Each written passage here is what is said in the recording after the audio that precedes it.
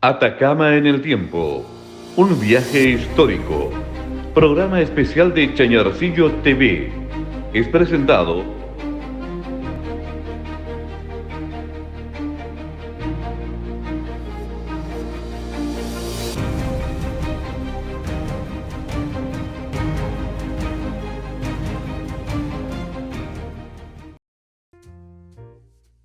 Bienvenidos a otro programa más de esta Atacama en el tiempo. Un millón de gracias a todas las personas que de una u otra forma nos han hecho llegar, por supuesto, su like a nuestros programas. A usted y a usted también, muchísimas gracias. Recordemos que junto a Plaza Real, más cerca de ti, eso es, también queremos agradecerle en atacama.com, facilitadores de acuerdos y negocios. En ese lugar es donde comienzan los negocios y el futuro de cada empresa. Como siempre vamos a ir destacando, ¿verdad?, parte de nuestra historia. Las historias dicen que tienen una o dos o tres versiones, ¿verdad? Pero a través de los libros, a través de los escritos, a través de las investigaciones que hacen las personas, digamos, que les gusta esto de escudriñar de alguna forma en nuestro propio pasado.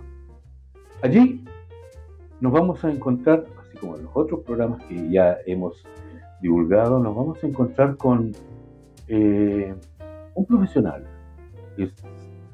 Él nos va a contar, ¿verdad?, si es copiapino, si es calderino, pero tenemos la posibilidad de mostrarle algunos de sus trabajos, este perfil histórico de Caldera, ahí está, ¿verdad? Y él se llama José Villalobos Veloso. Acá tenemos otro libro que es muy interesante, que es El primer ferrocarril de Chile, también por el mismo autor, José Villalobos Veloso. José, un millón de gracias por estar acá y me alegro mucho que nos hayas visitado, querido amigo. No, agradecerte a ti, Jorge, la invitación a participar. Sabes que la historia a mí me encanta, es mi gran hobby y me encanta desarrollar las distintas actividades. José, fuera de todos estos, digamos, pergaminos, ¿verdad?, y tu esfuerzo por ver nuestra historia, también eres hijo ilustre de la ciudad. Bueno, el hecho de ser hijo ilustre se debe a la creación del libro Perfil Histórico de Caldera. Este que tenemos acá. Ese que tenemos ahí. Ese libro tiene una edición de 5.500 ejemplares. 500 ejemplares en su primera edición y posteriormente con apoyo de CMP se sacaron 5.000 ejemplares. Viendo este libro, hay tres personas acá que gracias a ellas, ¿verdad?, y al esfuerzo tuyo, indudablemente, tenemos la oportunidad de tener este libro. Cuéntanos un poquito acerca de Sofía Sayago Sibelkov. ¿Quién es? Bueno, ¿O quién fue? Sofía Sayago fue una mujer vecindad en Caldera por muchos años y con todo un pasado ligado a Caldera. Ella era nieta de José María Sayago. Ya yo tuve oportunidad de conocerla, conversar muchas veces con ella y conversábamos la historia y me contaba parte de la historia de Caldera. Y un día me dice, José, pero a ti te gusta la historia, ¿por qué no escribes? Todo esto que nosotros conversamos, todo lo que conversas con la gente, llévalo al papel. Tú tienes una facilidad de... Y como que empecé a pensarlo y dije, a lo mejor tiene razón, porque tenía mucho material, ¿ya? Y había que comenzar a unirlo. Y empezamos a trabajar con ella, después trabajé también mucho con don Oriel Álvarez, ¿ya? Y también me dijo mismo, José, oye, yo te presento tu libro si tú lo haces, ¿ya? Y con eso comenzamos a trabajar un poco y decir, oye, vamos y empecemos a darle forma a esto. Empezamos a juntar una carpeta con mucho material para posteriormente llegar a diseñar lo que fue un libro y decir, oye, esto es lo que queremos más o menos contar de historia. Y por eso le pusimos Perfil Histórico de Caldera, porque no está toda la historia. La historia de Caldera queda mucho aún por rescatar, por recuperar. esa riqueza de las personas antiguas, que todavía queda esa casa antigua, esa historia antigua, que queda para rescatar y ir agregándola en los distintos escritos que se hagan.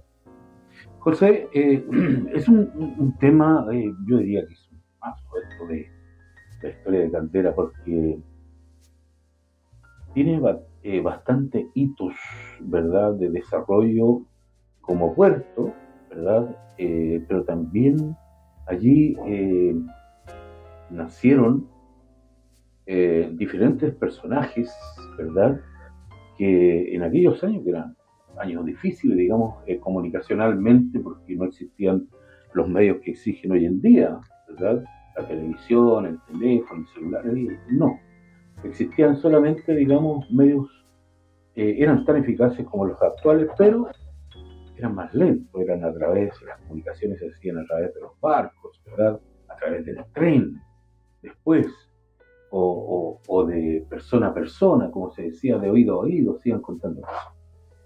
El ferrocarril, por lo que yo, digamos, he investigado un poco, la idea aparece como un personaje que era un joyero o un relojero de apellido Moat. Él es el primero que ve... El primero que ve la necesidad del ferrocarril y presenta todas las solicitudes al gobierno, pero no logra juntar la plata, tienen 800, me parece, y tantos pesos para las acciones, ¿ya? Y queda ahí el proyecto durmiendo, hasta que aparece la figura de don William Wheelwright, que ya era conocido en esta zona norte, hablemos Callao, Valparaíso, porque él había traído los barcos de la Pacific Stand Line Company, ya los primeros vapores en Chile. Y con esa traía eso, barco a vapor, Wheelwright da un mentes a Charles Darwin, que había estado en Chile en su momento y que había dicho que el carbón de Lota era de mala calidad. Cuando Wheelwright llega con los vapores a Chile, se queda agotado durante un tiempo porque no tiene carbón.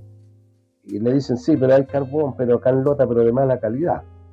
Y va a buscar el carbón de Lota, y no era tan mala calidad, y con eso se funcionan los vapores. Y por eso también que tú encuentras en Lota, los que han tenido oportunidad de ir a Lota, similitudes de las minas de Atacama con las minas de Lota. Los procesos, oye, ¿por qué llega Candelaria de Goyenechea a Lota? Porque la plata que se producía en Copiapó termina también en inversiones en Lota, ¿ya? Entonces, de ahí viene todo este proceso, y es William Wheelwright quien retoma y ve, oye, ¿cómo se demora tanto una carreta en llevar tanta plata para juntarla en Caldera, que tampoco era justamente en Caldera, y después que está junta recién llegaba la embarcación para poder enviarla al extranjero? José, mito o realidad, se dice que esto justamente lo que tú estabas explicando es a raíz, digamos, de este problema que tenían, digamos, de el traslado del mineral desde Chañarcillo hasta Puerto Viejo y posteriormente hasta Caldera. Era un tanto eficiente, porque de allá venían en carretas, ¿verdad? Se dice que en algún minuto habían acopios hasta de 10 años en bodegas, ¿verdad? Sí, sí. Bueno, hay varios mitos, ¿ya? Por ahí no voy al nombre porque están vinculados a grandes empresas hoy día en Chile igual, pero que dice que fue como ellos formaron su fortuna acá en Atacama y que hoy día la descendencia la mantiene, ¿ya? Y que fue especulando con esa plata que estuvo durante mucho tiempo retenida, ¿ya? Pero volvamos a Wheelwright. Entonces Wheelwright empieza a ver el tema de que, oye, sería bueno el ferrocarril, y alguien dice, no, si alguien ya pidió, tenía la idea, y llega a donde Mowat y le compra los derechos, con todo lo que él ya tenía, y se viene a Copiapó en busca de financiamiento de este ferrocarril. Obviamente que tenía un aliado, que era don José Joaquín Vallejo, Jotaveche, ¿ya? Sí. Y es Jotaveche que él lo presenta a las autoridades, al intendente de la época, y reúnen a todos los empresarios y empiezan a buscar la manera de financiarlo hasta que logran tener los 14 accionistas, ¿ya? Que ahí hubo una pugna fuerte, me parece que era un Agustín Eduard que decía, es preferible hacer una gran inversión de gente que tenga a invitar a pequeños que les puede significar un gran daño si esto no funciona. Porque obviamente ellos siempre sabían si podía funcionar o no podía funcionar, ya había un proceso anterior. Logran hacerlo funcionar, se compra el material, pero Wheelwright con los hermanos Campbell empiezan a hacer el recorrido desde donde debieran hacer el ferrocarril hasta donde debiera llegar, o mejor dicho al revés, Copiapó, cuál es el recorrido donde va a llegar y a dónde debieran hacer, y no les gusta la entrada que tiene Puerto Viejo, ¿ya? Y Enrique Unster me parece que lo dice por las vientúas. Es un sector de roquerío que con la marea alta no se ve, ¿ya? Y que están en las cartas. Entonces empiezan, y bueno, toda la gente dice, no, Caldera, que era el puerto de abrigo que existía también, y empieza a recorrer hacia el norte y encuentra al puerto de la Caldera. Entre pensarlo y proponerlo, el gobierno no tardó más que lo que se requería en la ley. Perdón, Caldera, bueno, tiene que haber habido gente en ese lugar, pero sí. no era un pueblo, no es solamente, digamos, como una caleta, valga la caleta. Teóricamente Caldera funciona inicialmente como puerto, producto de algunos manejos económicos, se traslada todo hacia Puerto Viejo porque se le propone al gobierno, los empresarios de ese momento de la Hacienda Ramadilla, la Hacienda Ramadilla en ese momento se extendía desde Piedra Colgada, partía en Piedra Colgada y terminaba en la marea alta de Puerto Viejo, ¿ya? Entonces los dueños de eso querían, oye, salga por mi terreno, en la medida que sale por mi terreno, pagan el impuesto, ¿ya? Entonces ellos se llevan el puerto a Puerto Viejo, pero Wheelwright lo devuelve a su inicial, que es el lugar de la Caldera, el puerto obligado, ¿ya? ¿Por qué la Caldera? Mira, hay varias excepciones. Una es puerto obligado, ¿ya? La segunda es por la cantidad de agua que se junta en las rocas, producto de la camanchaca matinal, y que a mediodía se calienta, y que daba la función de... Hay esa roca, digamos, que tienen... Horadadas, correcto, por el día, ¿ya? Por eso le llamaban la Caldera. De ahí vienen las excepciones de la Caldera, por lo menos lo que hay hasta el momento, ¿ya? Entonces, Wheelwright propone y el gobierno se lo acepta, ¿ya? Y le da todas las garantías para que instale el ferrocarril. Y obviamente, como ya tenía el capital, se buscan en Estados Unidos y se trae y se echa a andar el primer ferrocarril en Chile. José, ¿cuál es digamos, la participación de Candelaria Goyenechea de Gallo? Y mira, ahí, si tú me permites, de repente uno se le pierden las cifras. Entonces, cuando tú me preguntas, ella participa con parte de lo que es todo el proceso desde el principio, con lo que es la apuesta a la comprada de acciones, ¿ya? Doña Candelaria Goyenechea, viuda de Gallo, participa con 100 acciones, con 100.000 pesos en acciones. Ella pone plata, ¿ya? Le siguen después Diego Carballo, Agustín Edwards, Vicente Suercasó, Blas Zavara, William Wheelwright, Gregorio Sacerda, Toconal Hermano, José María Mon, Manuel Carrillo, Matías Cousiño, José Santos y Fuentes, ¿ya?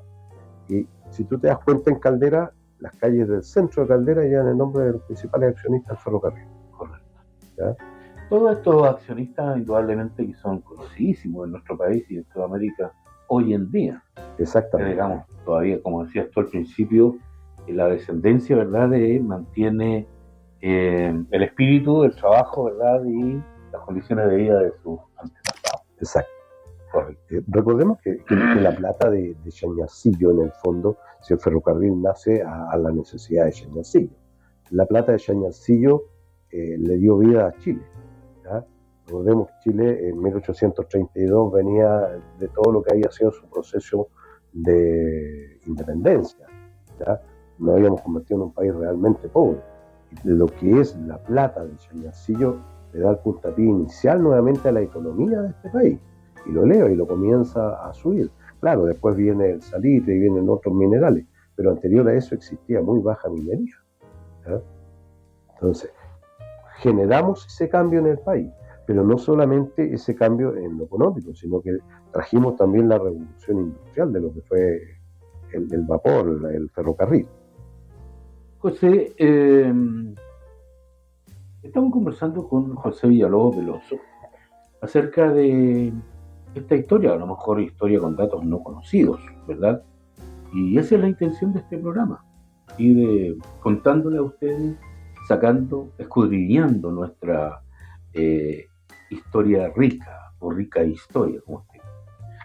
Estamos junto a Plaza Real, más cerca de ti, ¿verdad? Es un lugar donde usted tiene que venir. Si usted viene, ¿verdad? O normalmente llega hasta la ciudad de Copiapó, vaya, o venga, mejor dicho, a Plaza Real. Allí va a encontrar absolutamente todo lo que necesita.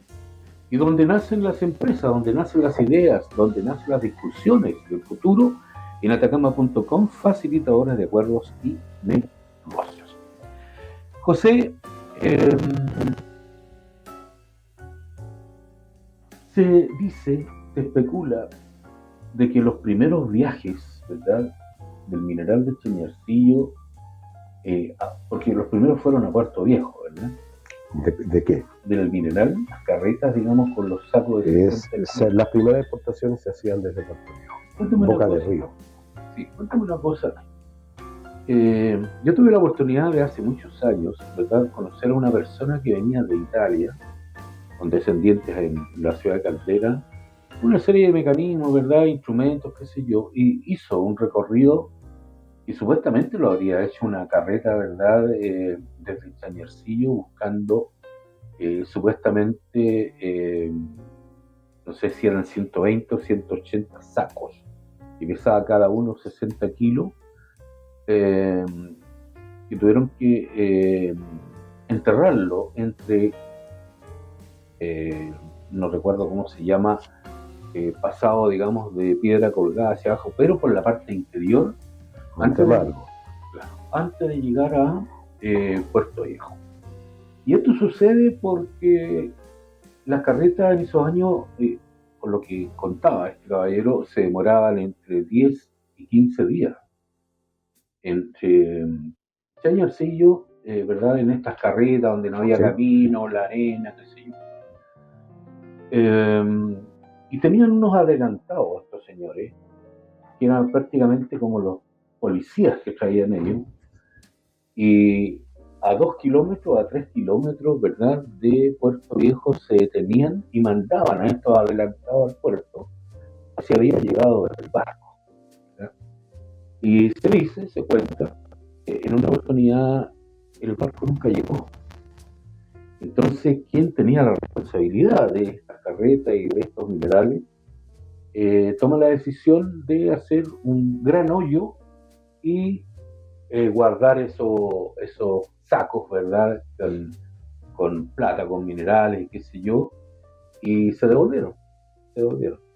Y eso nunca ha sido encontrado. Y este caballero que te digo yo, con descendientes de la ciudad de Caldera, estuvo prácticamente 6 meses buscando, digamos, y nunca pudo encontrarlo nada. Pero lo que sí, yo he escuchado en otros lados, eso de las carretas, de las recuas, y los adelantados y quienes cuidaban esas carretas, y fue muy poco, parece muy poco tiempo hicieron eso. Existieron, sí, verdaderamente existieron, porque no tenían otra forma de... Es que era la única manera que había en ese momento. No, si existieron, y tenían que hacerlo, ¿ya?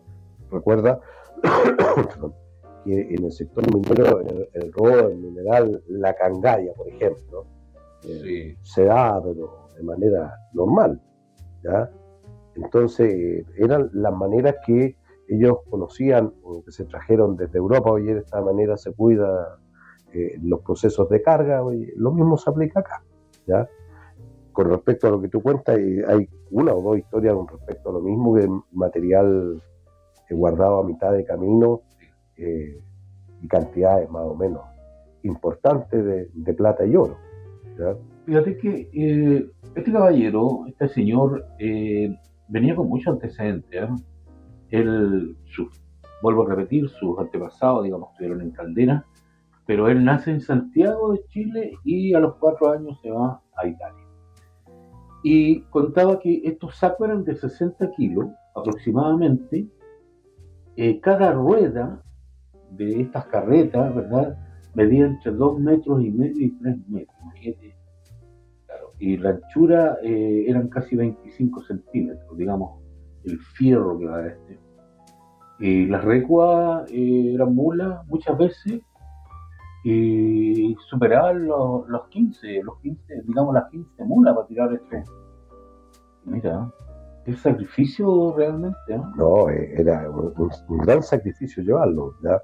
Habían otros que lo llevaban a lomo de mula o burro directamente, ¿ya?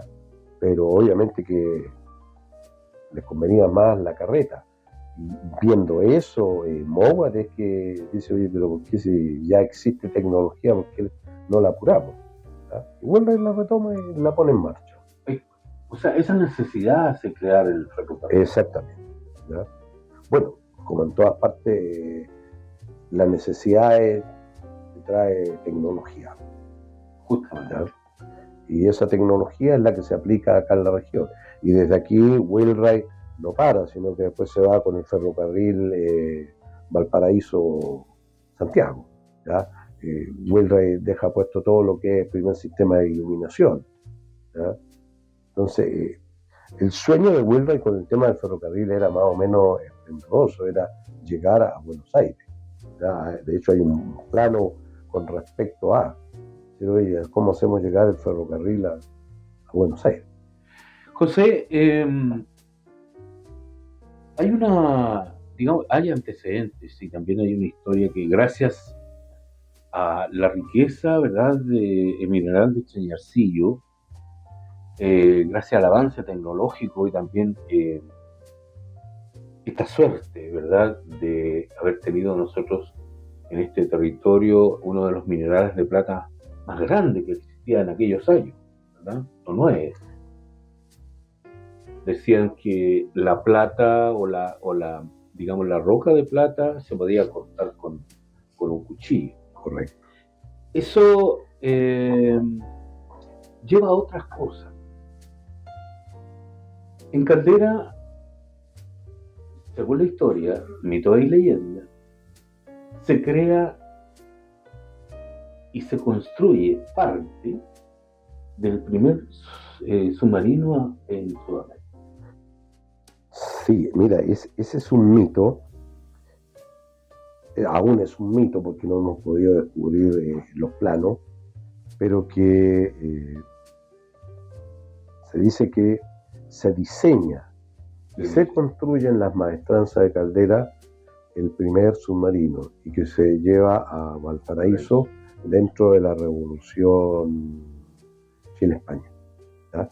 Lamentablemente no había más antecedentes en la maestranza o en la zona. Y quienes se supone que podían tener el plano, esta era una familia de Vallenar. Hasta ahí llegamos. ¿Ya?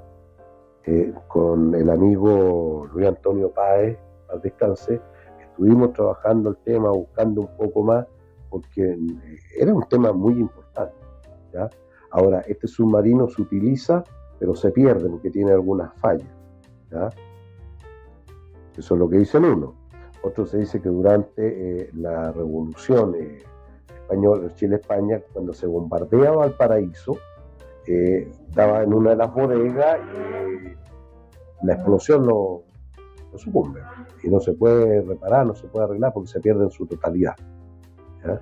Ese submarino no alcanzó a hacer el probado, ¿no? No, se supone que no. El mito más real es que no. Que no. ¿Ya?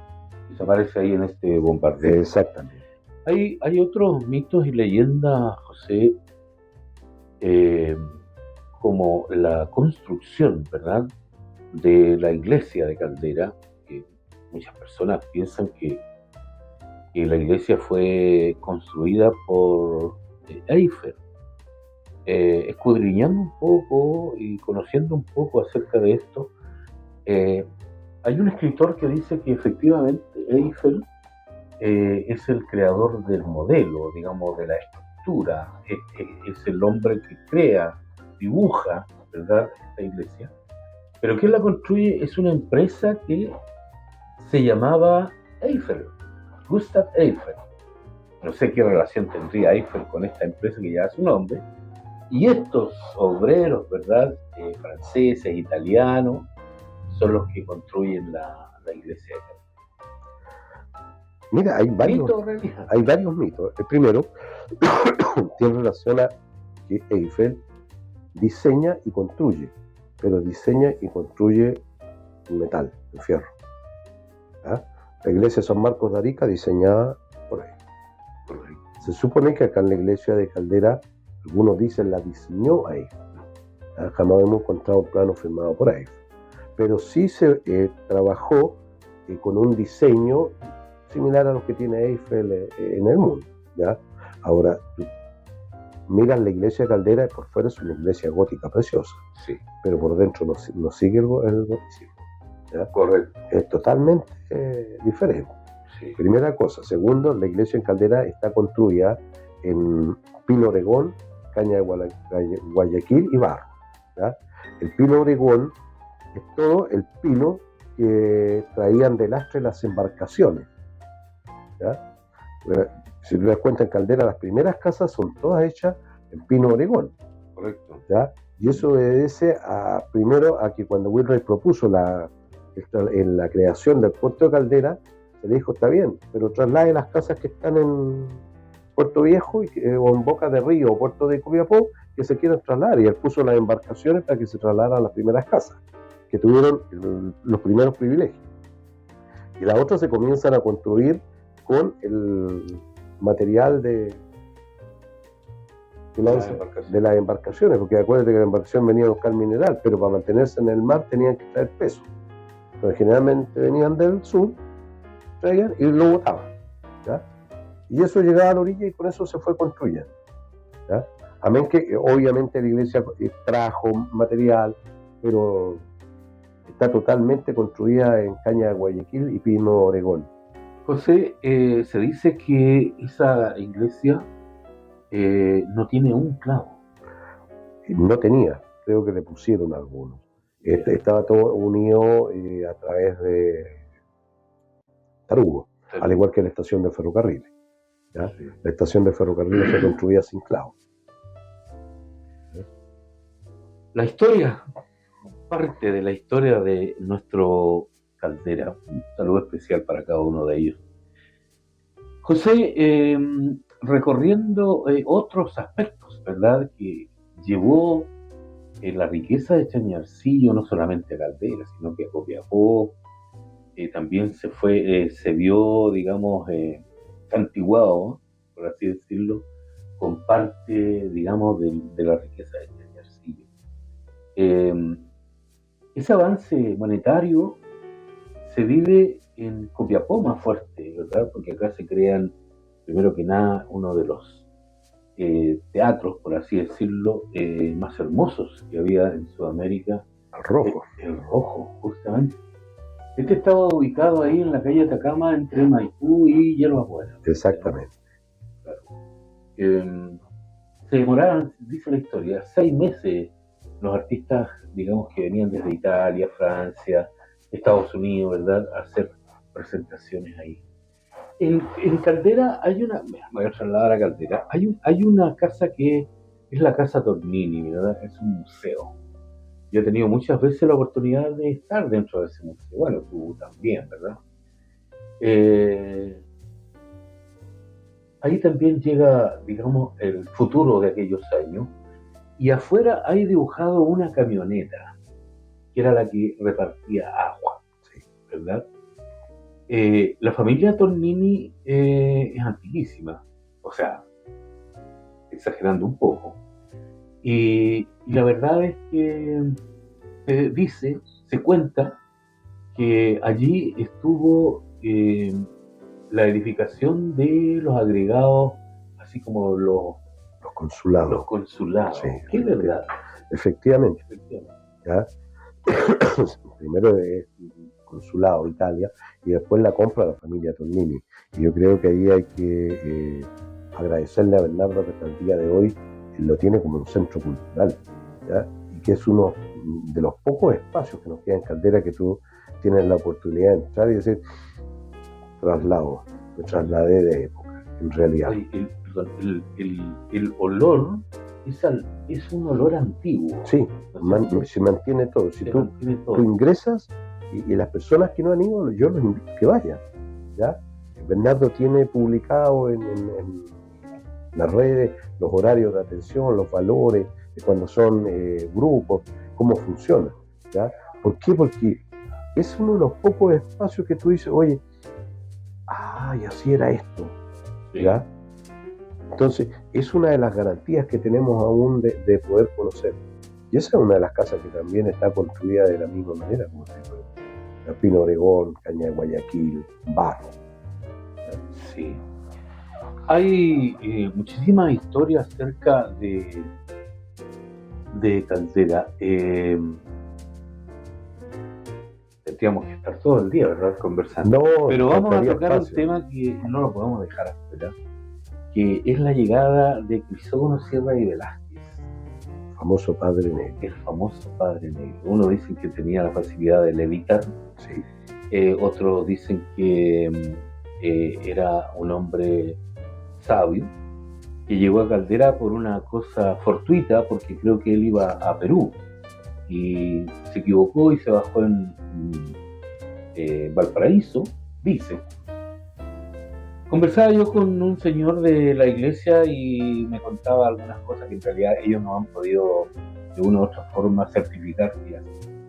Lo que sí existió, está sepultado en el primer cementerio laico, en Caldera. Así que usted que estuvo en Caldera, conoce Caldera, usted que no conoce pero que sí tiene antepasados en estas tierras, ahí le vamos a mostrar, ¿verdad?, cuál es la parte o cuál es el nicho que tiene Crisógono Sierra y Velázquez, el Padre Negro.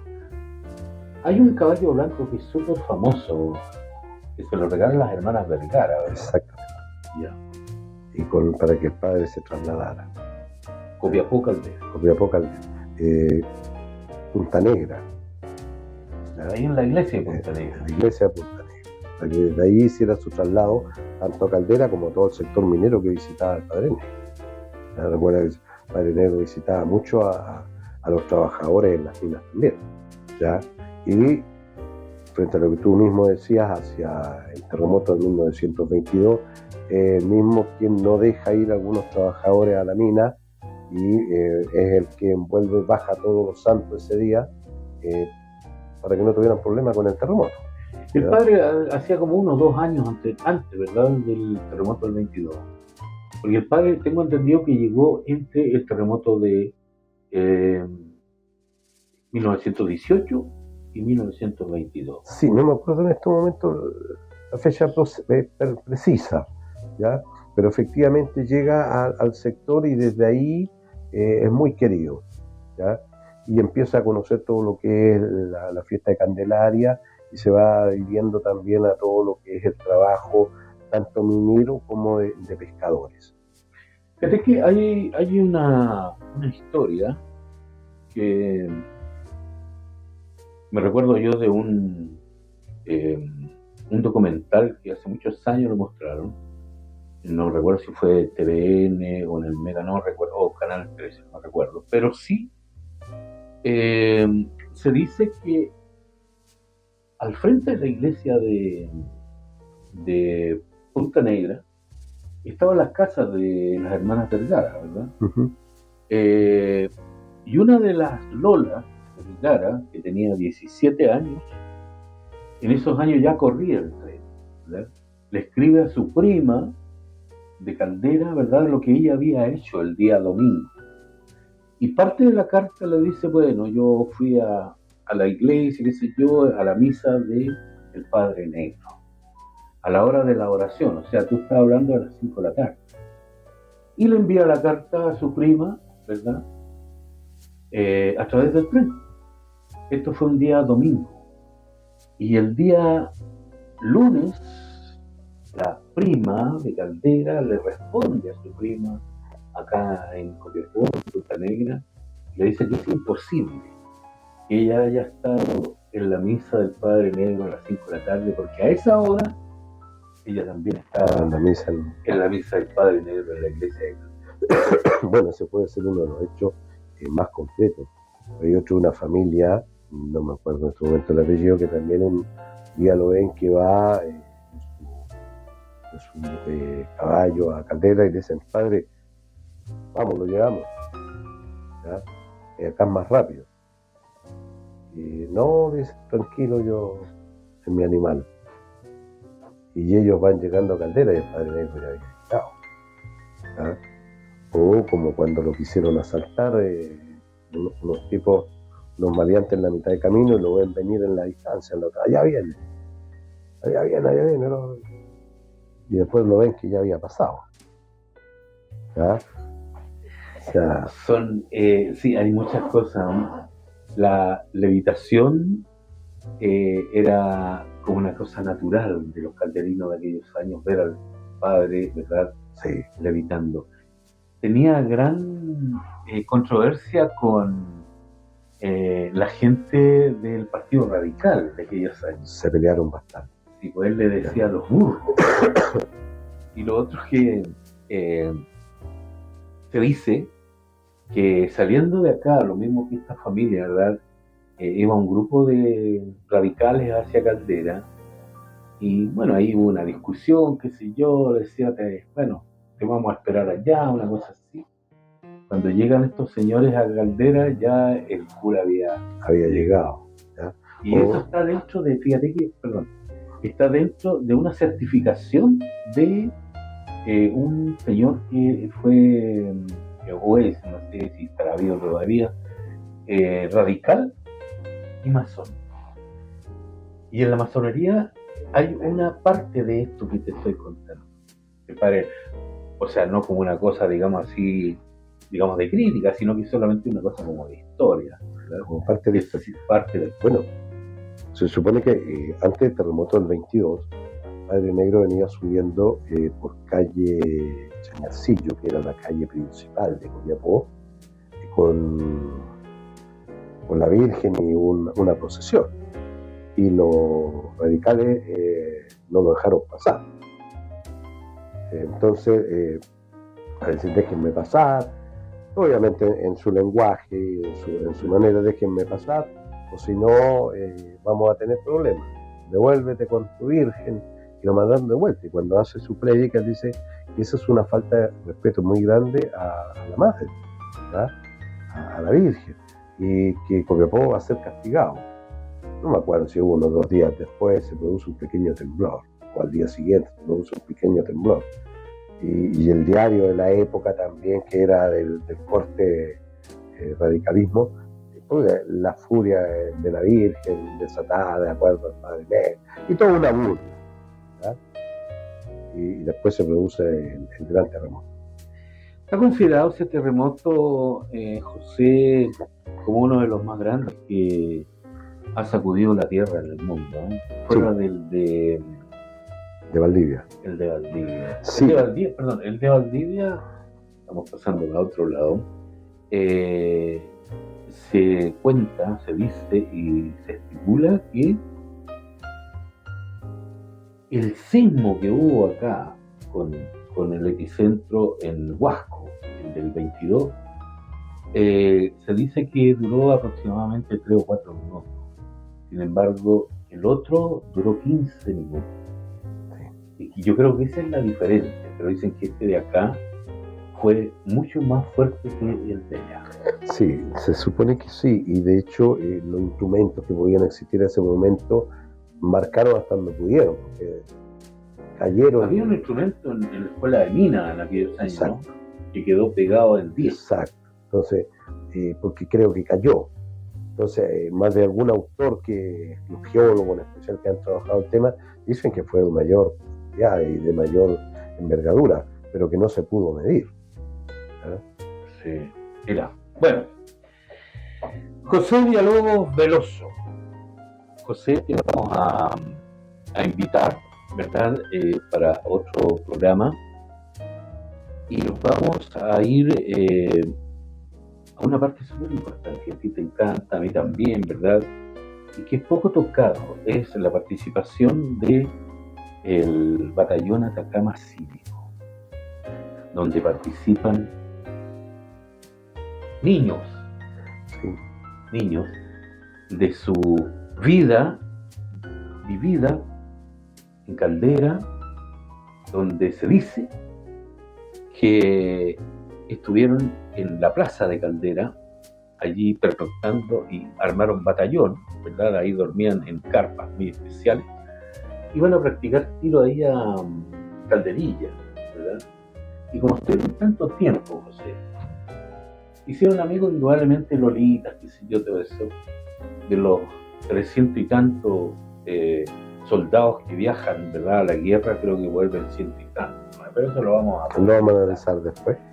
Y de esa amistad, hasta los años 60, el 80% de los calderinos eran producto de esa amistad, de esa etapa.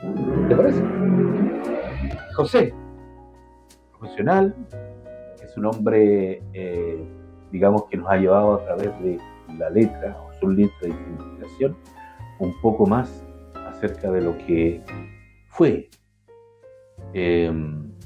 Caldera, la región, Copiapó, el hito que marcó en el mundo este descubrimiento, ¿verdad? Ahí está, del mineral de Chañarcillo. Y gracias a eso hay muchísimas cosas más. También vamos a hablar del rojo, ¿eh? ¿Qué pasó con el cortinaje de los rojos? Y de la araña. La araña era un instrumento, digamos, como de luz, ¿verdad? Que se dice que pesa 1,5 toneladas. Todavía existe, ¿no? Y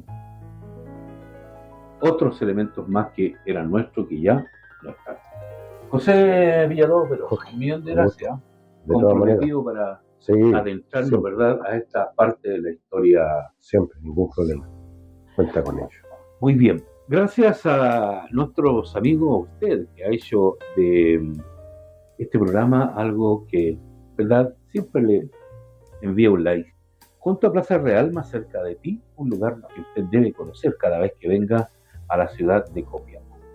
Y también donde comienzan los negocios, donde comienzan a nacer, ¿verdad?, nuevas ideas, nuevas discusiones para su progreso y también para el progreso de la ciudad, región y Chile. En atacama.com, facilitadores de acuerdos y negocios. Junto a ellos, junto a José, junto a usted, junto a todo el personal, ¿verdad?, de este programa, especialmente nuestro director, don Héctor Navea, un millón de gracias. Y será, no se lo pierda, el próximo programa junto a José Villalobos Veloso. Muchísimas gracias. Atacama en el tiempo, un viaje histórico. Programa especial de Chañarcillo TV. Es presentado